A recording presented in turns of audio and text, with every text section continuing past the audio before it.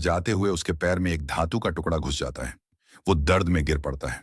अचानक गैरेज हवा में उड़ जाता है और उसके सामने आता है एक लाल आंखों वाला अल्ट्रालिंक, वही एलियन जिसने उसके पिता को मारा था।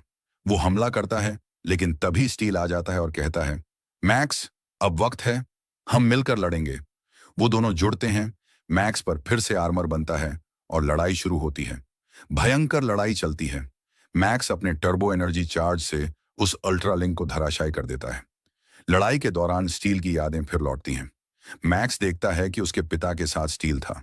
वो चौंक कर कहता है, तो तुम थे वहां? तुमने मेरे पिता को धोखा दिया। स्टील कहता है, नहीं, मैंने उनके साथ लड़ाई लड़ी थी। मैंने उन्हें बचाने की कोशिश की थी। मैक्स गुस्से में उससे अलग हो जाता है और अकेले घर की ओर भागता है।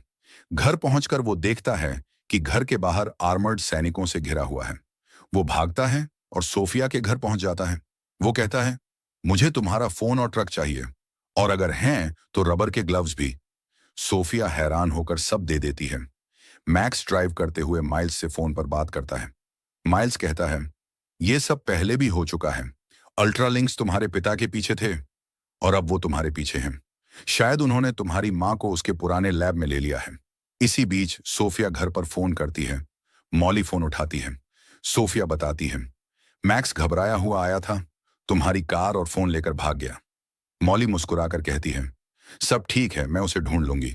फोन रखने के बाद वो मुड़ती है और हम देखते हैं कि वही आर्मर्ड सैनिक अब उसके आदेश पर चल रहे हैं। मॉली कहती है, मेरे बेटे को ढूंढो। मैक्स पुराने एनटी के लैब में पहुंचता है। वो देखता है कि स्टील अब बंद पड़ा है। अचानक उनके बीच लिंक के जरिए एक फ्लैशबैक दिखता है, जिस रात उसके पिता की मौत हुई थी। लैब पर अल्ट्रालिंक्स ने हमला किया था।